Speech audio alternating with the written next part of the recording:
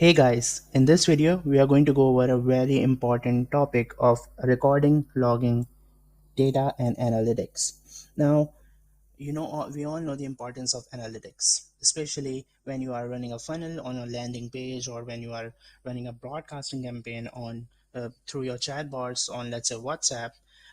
You know how important it is to get the feedback in order to analyze how the performance of a campaign is. Now, a lot of these analytics are already provided to you by UChat uh, in the analytics tab inside the bot. But a lot of these times, you need more flexibility. You need to record data which is custom, which is conditional based. You only want to record some of the data and you don't want to uh, record the other type of data. And you also want a place where you can really curate your data and see the reports that you want to see, and don't see the things which you don't want to see, right? Well, UChat comes in handy where we already have a feature called custom events to log and record the data you want based on whatever conditions you set up in your flows, and custom reports where you can curate this data into whatever form you need. Let's go over it and explore it in more details. Now, I have an example of two funnels. One is a pretty lead magnet funnel, while the other is a bit of more conditional funnel. We'll go over both and explain what you can do with these type of custom events. Let's get right into it. Now, if you want to create a custom event, you can go to the contents tab, and from here you can just go to the custom events, click on the event, and you will have some options. So when using the custom event, you can really measure three things. You can either have the price value, you can have the number value, and you can have a text value. So if the field that you are trying to log is a text value, just enter it here. If it's a numeric value, enter it here, and then the event name is self-explanatory. So let's right hop into it now.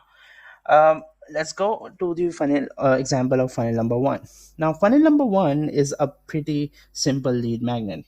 Leads land on your landing page, they provide you their full name, they provide you their email, and then in return you send them a PDF or a link which then they can click on the link to download.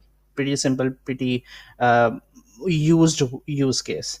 Now let's see how we are using the custom events in this example.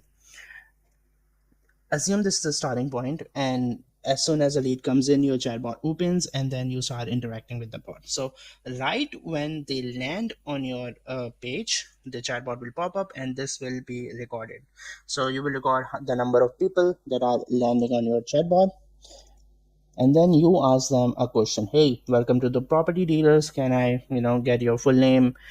And then once they provide their full name, you record, you log in a custom event saying, okay, these are the number of people that landed on the page and also provided their name. You then ask the second question, which is great, can you please tell us your email address as well? And then based on that, you collect your email and then log in leads that have provided their names as well as their emails. And then once both are provided, you are going to send them the lead magnet, which in this case is just a link to a PDF. So they click on a link, they go to a link opens up, and then you have an additional action, which is another custom event, which is people who actually downloaded the lead magnet, so people who clicked on the link. So we are tracking the button clicks as well. I click on publish, and then let's go and look at how the report actually looks like for this use case. Go to the tools section, and here go to the custom report section, and let's click on the magnify report one. This is a pretty simple one, and you can click on the gears icon to see what's happening. Now, here we are seeing the number of leads that are landing on the page, and don't worry about this. This is just dummy data done for visualization of the charts, but you can see the leads that are landing, the leads that providing their names, the leads that are providing their emails also, and then you are also getting people that are clicking on the links as well. So you are tracking each and every step of the funnel. You can also look at this in a bar count chart where you can see how many people you are getting. So let's say a lot of people are landing on the leads, but very few people are providing their names. Let's say a lot of the leads are going to uh, landing on the page, they are also providing their names, they're also providing emails, but they are not really clicking the link. So maybe there could be something that is wrong with your link, or maybe something, maybe your link lead magnet is not that attractive anymore. But you can check that out later. So that's how you kind of curate your data in a more a flexible way. The way I'm doing this is just a funnel chart where I'm just adding different custom events, uh, just like this. So I'm having a step name is landing leads, and then I'm using the landing lead custom event here, which I got from the flow. And this was an example of a pretty simple one. Now let's go to the example number two, which is a bit more complex. So let's click on save and then go back to the funnel 2. Now, funnel 2 is complex in a way that it involves a bit more stages. So the initial step is still the same, which is landing leads. And then this will be the number of people that are landing on your leads. So this is just a numeric value.